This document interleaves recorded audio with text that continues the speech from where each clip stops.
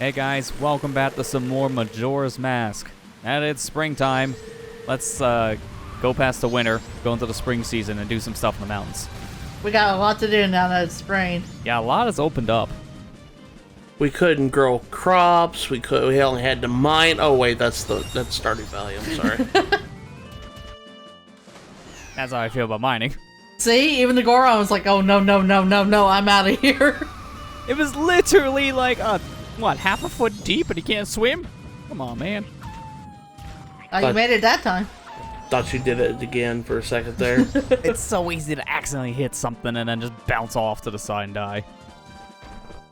I thought you fell into the void there for a second there. It's like, what void? Yep, I know what you're doing. Starting off on this, huh? Yeah, so now that it's springtime, we can actually get into this little cave area. It was frozen over before with a giant block of ice. There was really no way in before we even got fire arrows, but now behind here, we got a big old Goron who's offering us a powder keg. And this is an item we could have bought at any time back in the Clock Town, but the problem is we don't have a license. So this Goron will give us a powder keg license if we do this task that they give us here. So you have to have a license in order to even handle explosives. Well, a specific type, too, because we can handle standard bombs, but this is more deadly than a standard bomb. I was like, what difference is this power keg than regular bombs? I know it goes boom more, but... It can blow up a lot more, like, giant items, so to say, with this game's logic, like big boulders, floor, stuff like that. I always hated this little side quest because it's like, alright, one wrong mistake and you're gonna have to start over because you have to make your way over to a certain area at this point. Yeah. The biggest problem with the powder keg is that if you get touched by anything, like any kind of enemy, for example, you will drop this. And when we're going over the bridge and there's wolfholes chasing you, they can push this thing in the water by just one swipe to Goron. Which definitely means, yeah, you're kind of screwed. Go back and get another one. If you fail, you can get another powder keg.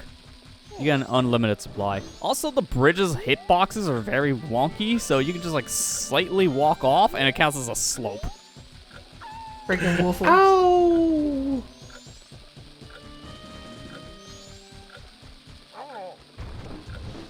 You also can't carry these things up slopes, so you have to throw them up and then roll up the slope as they go on, which can be a little nerve-wracking if you accidentally throw it too far to the right and it goes in the water. Yes, I've done that before. There you go. You did it first try. So this kid here is kind of telling you why we're doing this whole thing to begin with. He wants to go see the Goron races, but the boulder here is blocking the way and there's no way to get rid of it. So you need to use a powder keg in order to blow it up. So now the kid's all sad and he's gonna go cry again. You guys are Gorons. Just eat the boulder! Just eat the whole thing up. But it's not the rock steak boulder.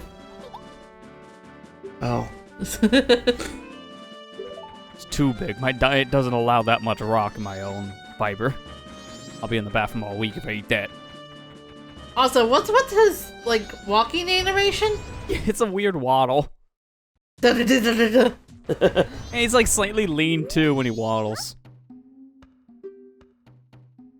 We just talked outside, kid. You forgot me already? Very short attention span. Just like everybody else in this game. I mean, at least they have reasons because time travel shenanigans and stuff. But True. So this race is probably one of our harder mini games at this point, and I don't recommend a lot of people to do this without double magic, because with just half magic, this race can be a lot tighter on your magic consumption. There's plenty of pots here that can fill it up, but it's still very close. I thought you were cheating for a I second. thought you were gonna leave. You're like, nah, man. This ain't for me. I mean, I kind of did cheat by getting a little bit of a running start there. I couldn't cross the finish line because of a false start situation. I didn't even start the race if I crossed it before they said go. But you can roll backwards real quick and charge up your spikes just to actually get speed. You need spikes for this race. You're not winning renown with this rubber band AI. Yep. Oh gosh, it's Canary Mary all over again. Yes, it's a lot of the same situations. If a Goron's out in front of you, then it will start to slow down. But if you're out in front of the pack, they speed the heck up. And the worst part for them is they don't have any magic, but they'll go for the magic pots anyways, which takes the item away from you. So they actively try to screw you over. Oh, I see what you're doing. Hugging the inside wall, huh? Yeah, gotta take those shortcuts whenever you can get them. Anyone?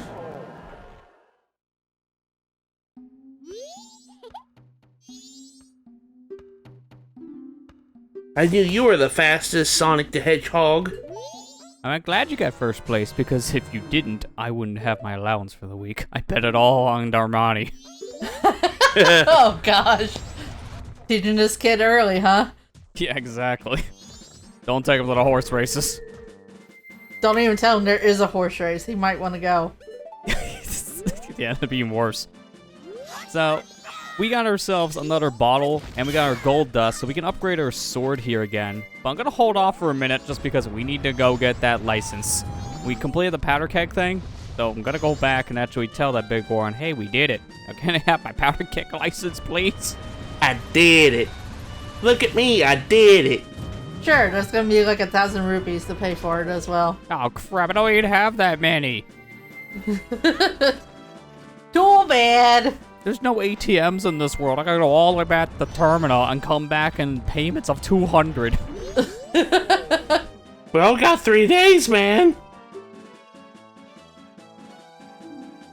So yeah, they feel bad for putting us in a dangerous situation, so you get your first powder keg here for free, which adds it to your inventory, meaning now you have a license. Now we can buy these at any point.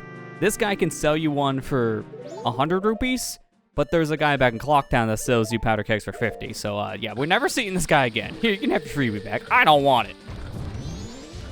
When do you use this anyways, besides this moment? So, this is a required item to beat the game, because we do need to get into Romani Ranch before it's day 3, and the only way to get in will be with a powder keg. So that's one situation we'll be using it. Oh, okay. Yep. There's other areas later on that we'll need it too. Okay, I just couldn't remember what time. I mean, technically, if you wanted to, you could just replace the bombs with it. I guess But so. why would you? Man, there'd be some very one-off bomb situations, because, man, it's a lot of back and forth, and you need just a handful of explosives. I mean, people probably have done it, no lie. Maybe for like a low % run or something, sure.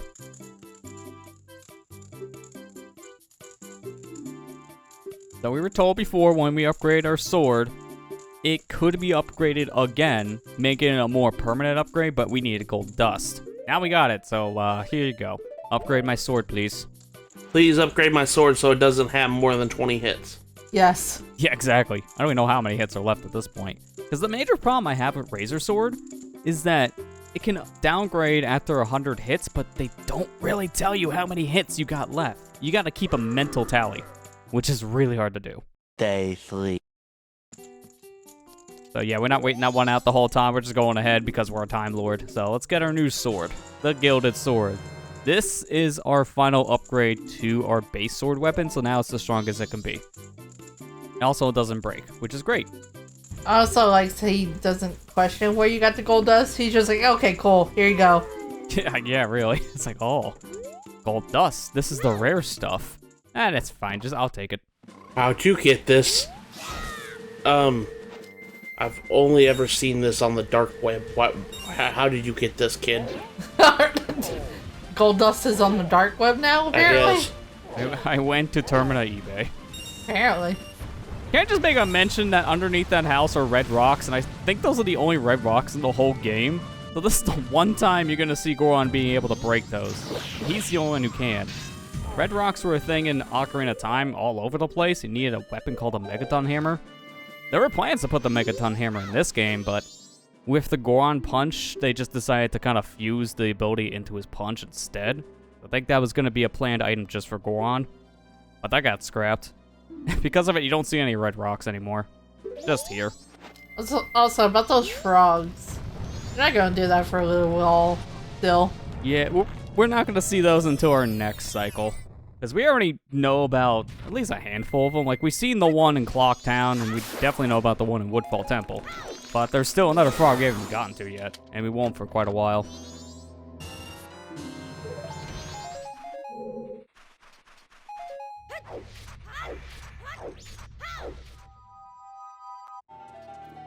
Wait, wow, that was good. I didn't know it transported you back to Clocktown. Ah, the wrong warp. So at this point, we're done here. There's nothing left we need to do in this specific cycle, so their usual drill at this point. Deposit the remaining money we have and go back to where it all began. Quick! I gotta get the DeLorean. I mean, I don't have a time machine, so will the purple... Sorry, colorblind Link today. Will the blue potato do? Oh.